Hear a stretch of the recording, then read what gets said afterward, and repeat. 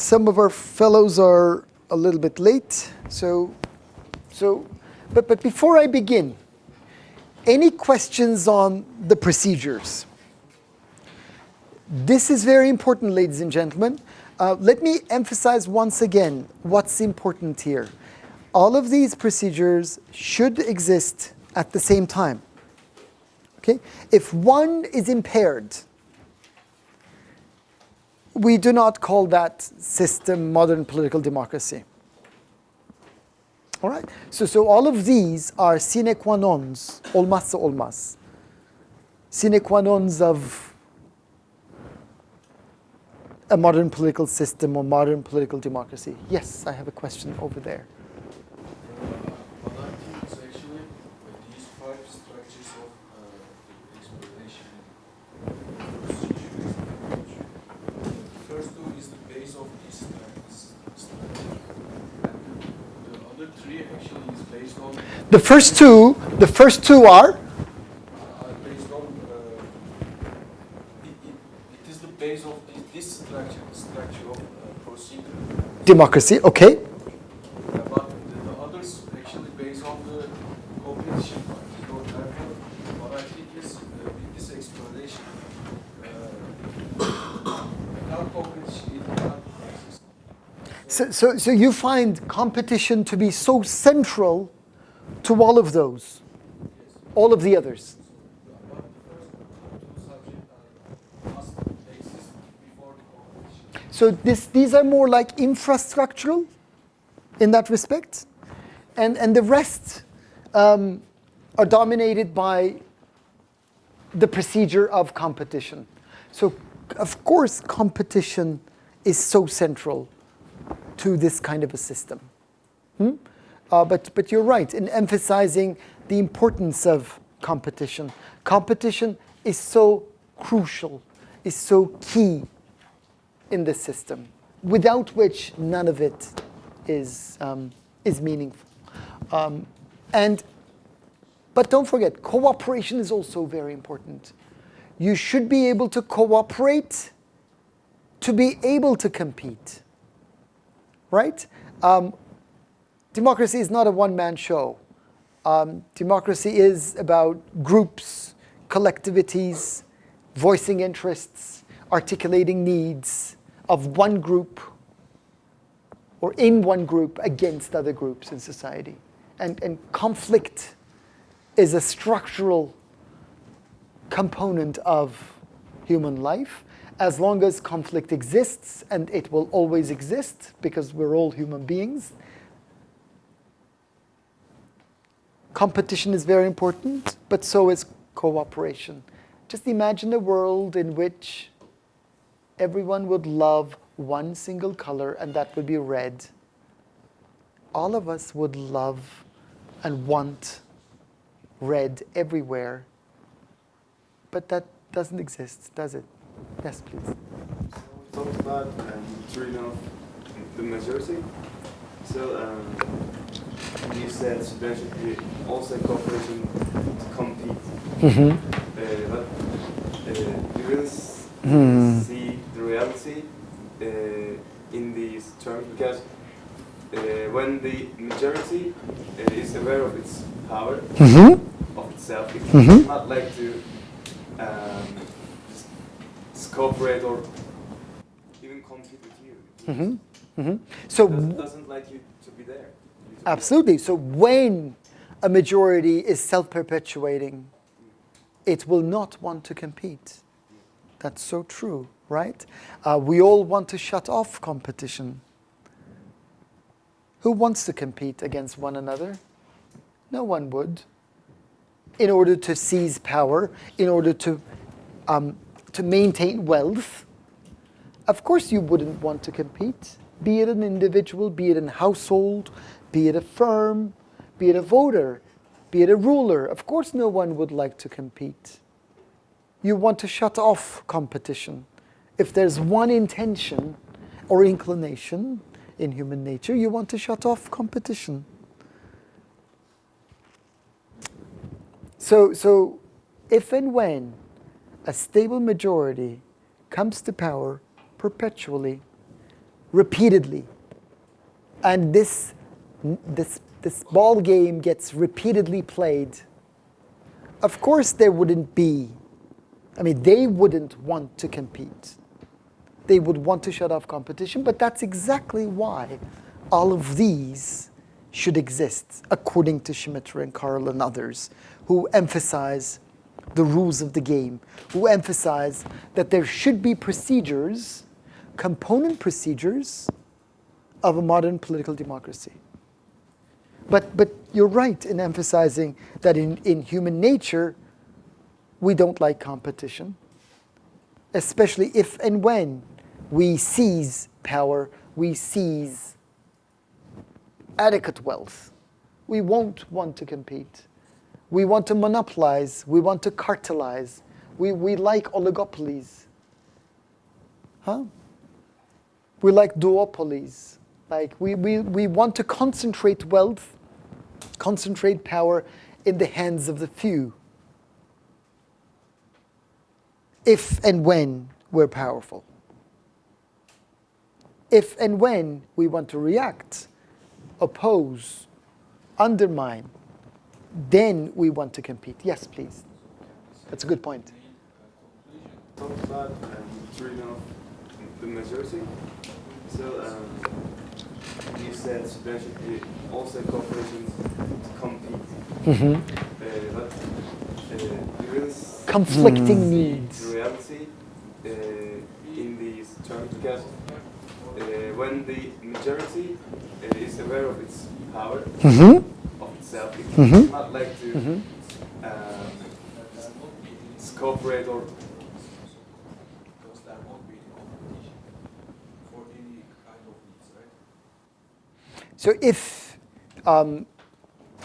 if people are satisfied with what they have, is that what you're asking? Did I get it right? Yes. It's like a huge perspective of state taking. So like if there is no competition, or if everything is there for people, then there won't be any kind of state or just individualism. So it's like democracy actually is a chaotic way of competition. Construction and deconstruction. Absolutely. So if every one of us would be satisfied with what we have, why compete? Why would we be competing? If everyone is happy, if everyone is content, if everyone is satisfied, then we wouldn't need to compete, right? But we know that for fact, the empirical world is much more conflictual. Reality is much more different. Therefore, we compete against one another because of the structural conflict or structural conflicts. We have different identities. We have different interests. We have different tastes, for that matter. We have different needs. We have different voices. So all of these mean that there is conflict built into the structure of a political system. And, excuse me, and that means we will compete against one another. So competition is key, but competition is regulated. There are rules and regulations regulating competition, and there should always be cooperation. You should always be able to cooperate to be able to compete. And the rules of the game have to be fair and honest, honestly coded, and it would be clear to everyone. Everyone should know the rules of the game in this political system. Okay. Schmitter and Karl based their approach on a very influential political scientist who wrote a very influential book titled Polyarchy. Does anyone remember who the author is of Polyarchy? Robert Dahl, 1971. Dahl says, about 20 years ago, 20 years before Schmitter and Karl wrote this seminal article, Dahl says there are procedurally minimal conditions, preconditions for a democracy to exist and also to endure. There should be control over policy by elected officials. So control should be constitutionally vested in the elected officials. There should be naturally free and fair elections. Condition number 3, all adults have or should have the right to vote. Condition number 4, all adults should have the right to be able to run for office. Condition number 5, there should be freedom of election ensured in the system. Citizens should have rights to express themselves freely and collectively, which has something to do with condition number 7. Citizens should have the right to form associations. And going back to condition number 5, and voice their interests, express their needs. Condition number 6, there should be alternative sources of information available in the system. The role of media here, the role of media independent of the state. Okay? Citizens should have the right to seek alternative sources of information. These alternative sources of information should exist and should be protected by law. Okay? So all of these procedures, all of these minimal conditions should exist. And Schmitter and Karl add 2 more to these. They argue that elected officials should be able to exercise power without being subjected to appointed or unelected officials, such as military bureaucracies, or such as bureaucracies or civil servants retarding, blocking, vetoing what the elected officials wish to carry out. And finally, the polity, the state structure, should be autonomous. It should be, in that respect, self-governing. It should not be a satellite state, that is. It should not be under a predominant system, a political system of influence.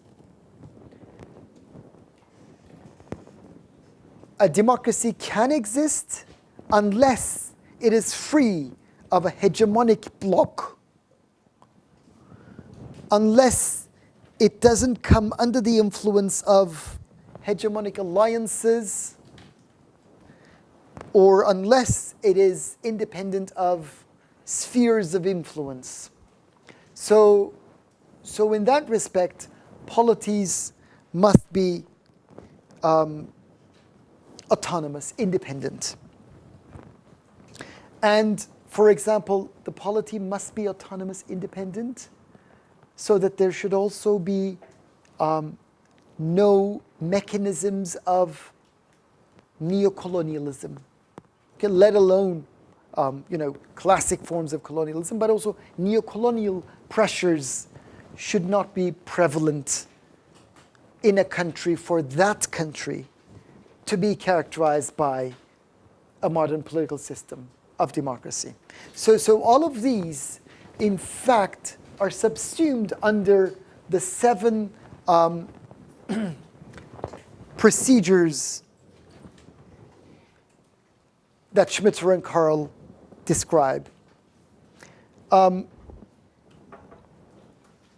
From here, let me continue with different other forms of democracy, which we sometimes call democracy or authoritarianism. We'll talk about varieties and versions of authoritarianism in Political Science 304.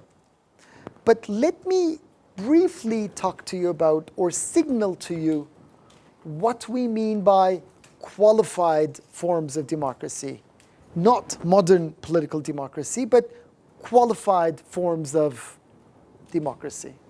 Okay, but before that, I have a question here, please.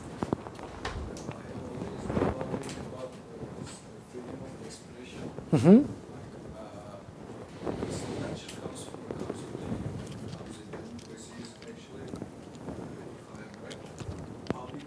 Creates some norms, or the society creates some norms and rules, Mm-hmm. which they lead to a democratization of the society. Okay. And the rulers are elected, which are accountable. In the system, yes. But the problem starts if there's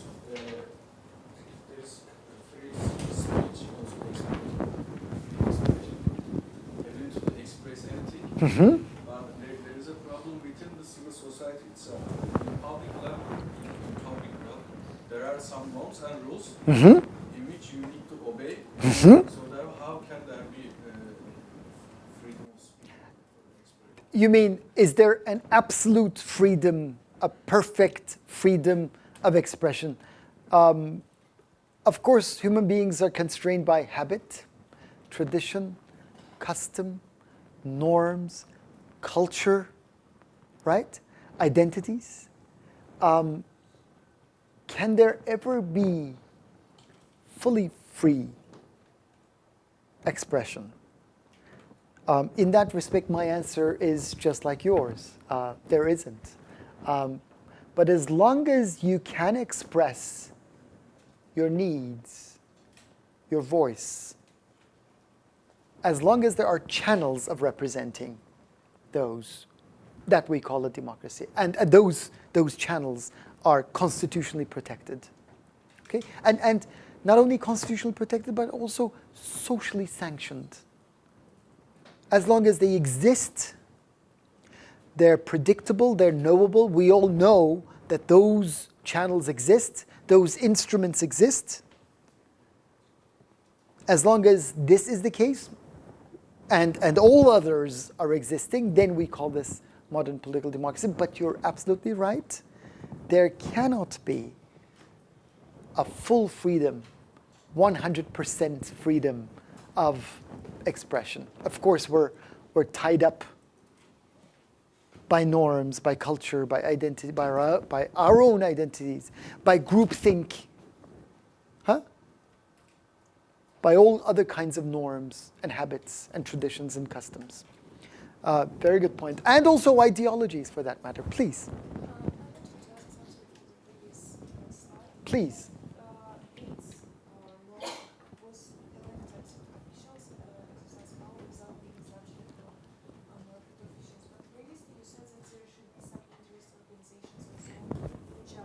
Mm-hmm. By unelected officials, that's a good question. By unelected officials, they mean, and well, we all mean appointed officials.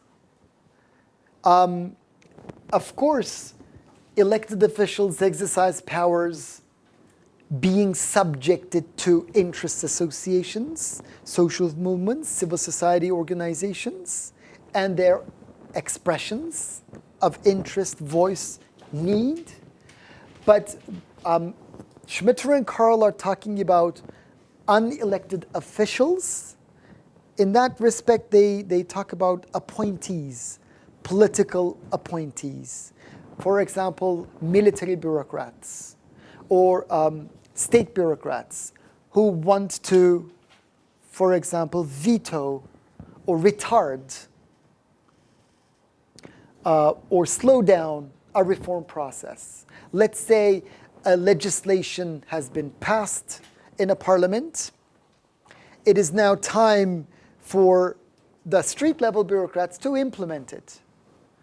But those bureaucrats may come together and decide not to implement it, or they say, we're not implementing it today. We'll see whether we implement it tomorrow. When tomorrow comes, they may say, we're not implementing it today. Let's see, excuse me. So what they warn against is the existence of unelected officials, i.e. appointed officials, i.e. bureaucrats in that respect. And they should not be able to exercise powers beyond, above and beyond, those who are elected in the first place. All right, is that clear? Very good. Any other questions, ladies and gentlemen? Very nice. Okay. Then comes different types of, well, whether it's tricky to call these systems democracy. O'Donnell, Guillermo O'Donnell, called or coined the term illiberal democracy. We know that the liberal democracy is all about political participation and civil rights. Illiberal democracy is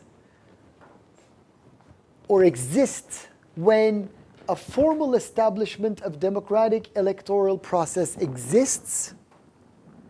Okay, so elections exist, but there are shortcomings in terms of constitutional liberties and freedoms, and there are limits on arbitrary exercise of executive power. Yes, there are, there are some elements of democracy, of those procedures. Most of them exist, but some are deficient. O'Donnell presents this as illiberal democracy is more democratic than authoritarian regimes, but less liberal than representative democracy, or is more democratic than representative democracy, I'm sorry, but less liberal than representative democracy. It has a strongly majoritarian bent. It is inclining towards majoritarianism. Therefore, it is strongly majoritarian and consists in constituting through clean elections a majority, produces a clean majority that empowers someone to become, for a given number of years, the embodiment and interpreter of high interests of the nation. So I am elected, I represent the high interests of the nation, I embody the high interests of the nation.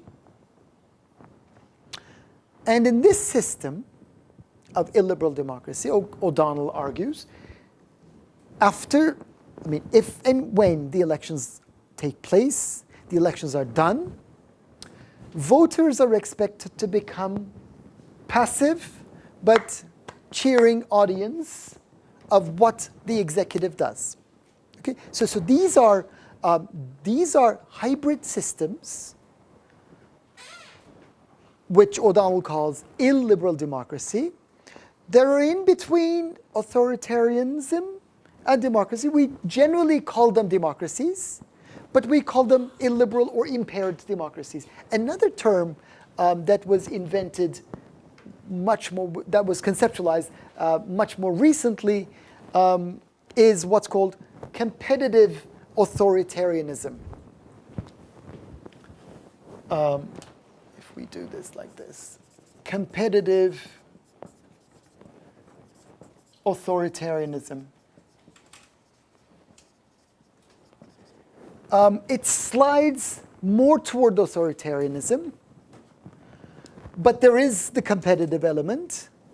The term was invented by Stephen Levitsky, Harvard political scientist, and Lucan Way. They wrote this very influential text a few years ago with the same title, Competitive Authoritarianism. And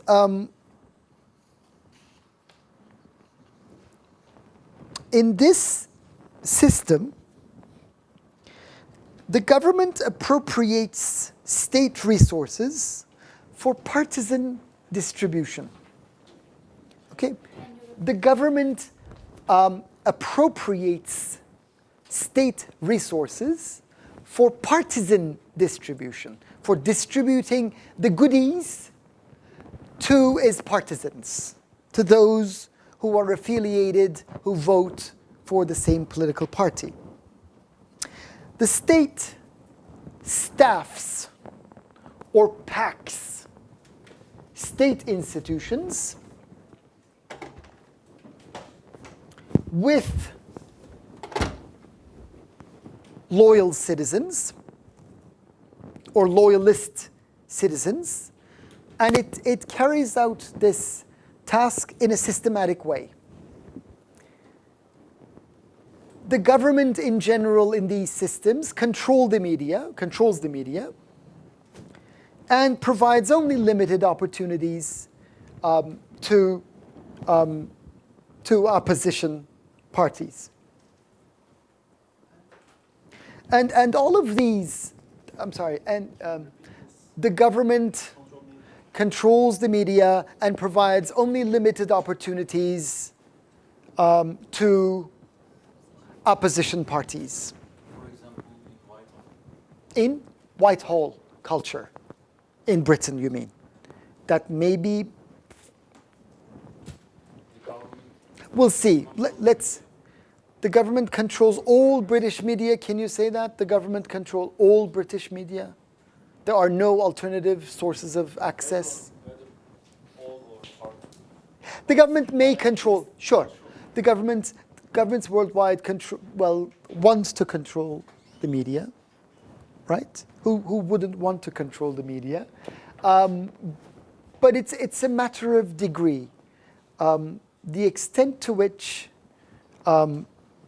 control increases, then we slide towards competitive authoritarianism.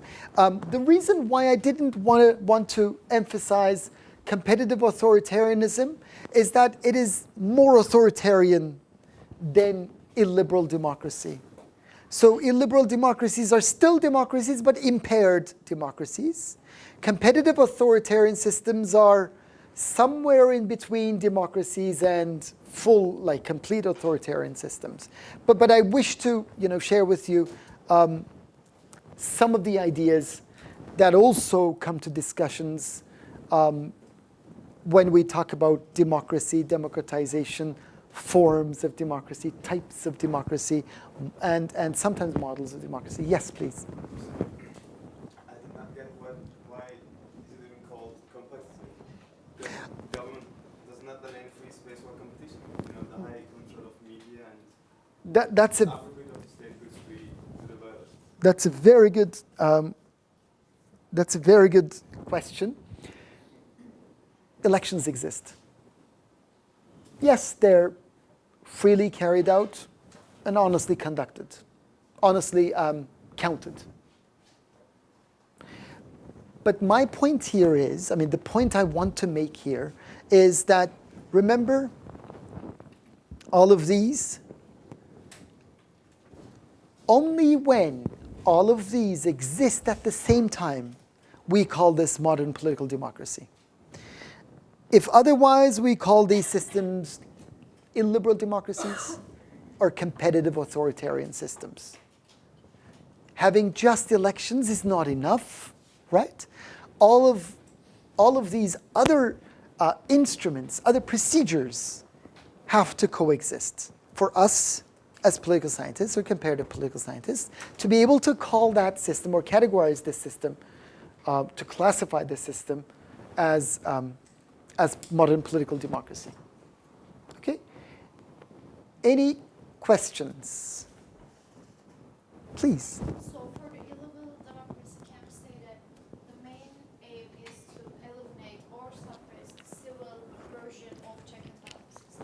Checks and balances, in a way, yes. But what we want to do is that we want to get rid of competition. Right? So once again, competition is a key or has to be a key structural characteristic of modern political democracy, just as it is in the system of capitalism, which we can talk about in another class, in another course on international political economy next term. Any other questions? I think I'm quite done with democracy, procedures, and all others. I want to do a quick start to models of democracy, if there are no questions. We're all done, okay? But you can always ask questions next class. Once, sometimes it takes some time for our categories to sink, okay? So it takes time to digest some information, some knowledge. So please have a look at your notes, and please do the readings. The articles are very straightforwardly written. These are seminal articles which we sometimes ask about in graduate committees. For example, when we do a master's committee, when we want to recruit master's students or PhD students, we ask about, what are the, give us a definition of democracy, or modern political democracy. Or do you know, or can you count some, what are the approaches to democracy? How do scholars approach democracy? How do they conceptualize democracy? What are the constituent component procedures in a democracy? Or if I sometimes ask, if I give you a set of procedures such as competition, cooperation, public realm, rulers, accountability, this, that, and the other, which of the two approaches am I talking about? The procedure approach or the outcome approach? Wouldn't these be good questions in a graduate exam? Okay? So my point here is that this is some basic, fundamental, basic, but in that respect, Gesundheit, fundamental information that I'd like you to remember. And of course, these will come across in other classes that complement or that build upon or on this course, okay? We shall also be talking about the same thing, touch upon democracy, when we do Political Science 304. Because for us to be able to define authoritarianism or varieties of authoritarianism, we should have an idea about we should also remind ourselves what democracy is. And mind you, the title of the article is What Democracy Is and Is Not. Okay, so I'd like you to remember this. I saw a hand, but I don't remember who was, please, yes. So when you ask me what the democracy is, I will tell you the origin of the democracy. Okay. The inception. Demos crowd. Okay. The suppressing poor guy, Mm-hmm. autocracy, power. Okay. Power. Mm-hmm. I would By have demos, okay. thesis, counter thesis against democracy, which I don't believe in existing. Mm-hmm. Both capitalism and democracy cannot coexist. Capitalism and democracy cannot coexist. Yes, there's a huge debate on this. And simply, in capitalism, we see the rich getting richer and poor getting poorer. And Mm-hmm. when the rich getting richer, the poor loses his all the advantages, points of principles of democracy. Mm-hmm. So, don't you think we need a new ideology with new precautions against the possibilities? This was the name of the game. This was the name of the debate about 100 years ago, when Churchill said very infamously. Does anyone remember what Churchill said about democracy? Democracy is, no, he says it's the worst system. Yes. It's the worst system,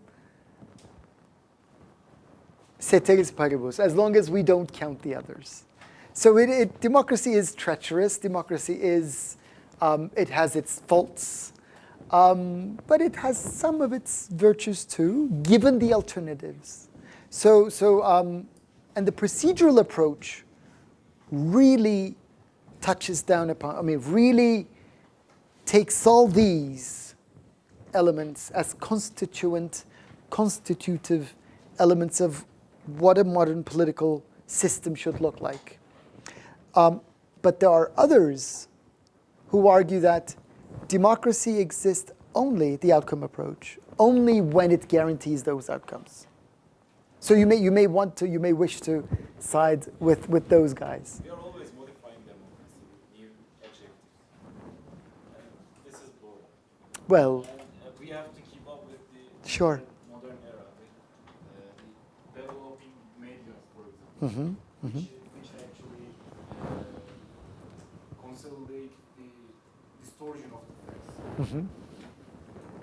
No, of course I understand, and I sympathize to a certain extent. Well, that's what, yeah. No, of course. I really tell myself, I learned all ideologies in vain. And in vain. They don't mean anything. Please? Do Lenin's ideas support this kind of ideas like democracy of bourgeoisie is the dictatorship of the capital?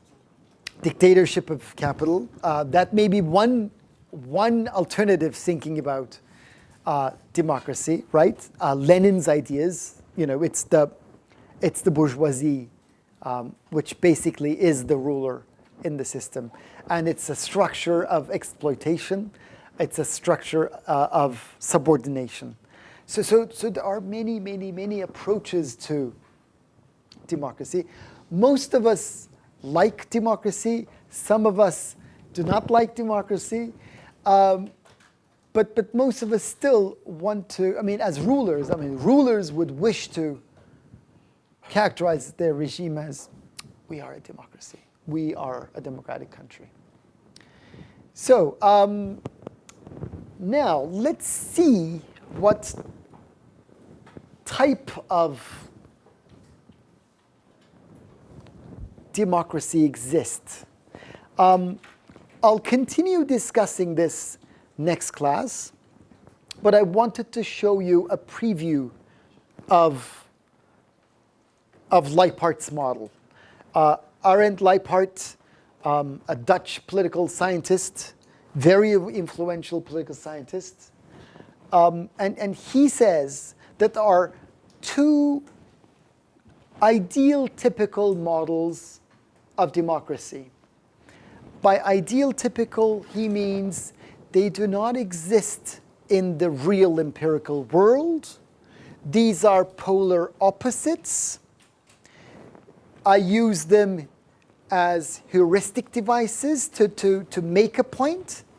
There are some real-world approximations, but the majoritarian model, neither the majoritarian model nor the consensual model really exists in reality 100%. Leipart says that these two models exist, but he says that when we talk about democracy, and he was talking about democracy back in the late 1980s, early 1990s, he was saying when we all refer to democracy, we generally refer to one type or one model of democracy, which is the majoritarian model, which he says is misleading. So we shouldn't, when we talk about democracy, we shouldn't really center our discussion on the majoritarian model and the majoritarian model only.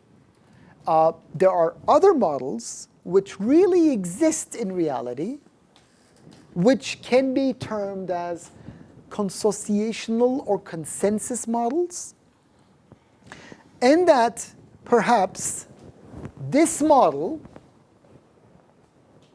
is more democratic in essence, more than in a name.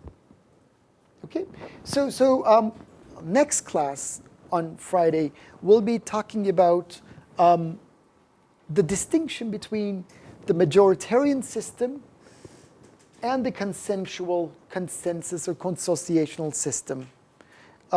So please complete your reading of Schmitter and Karl, and also have a look at Leiphardt's very small article that you can access through Moodle. And we'll discuss details on Friday. Thank you so much, and I'll see you on Friday.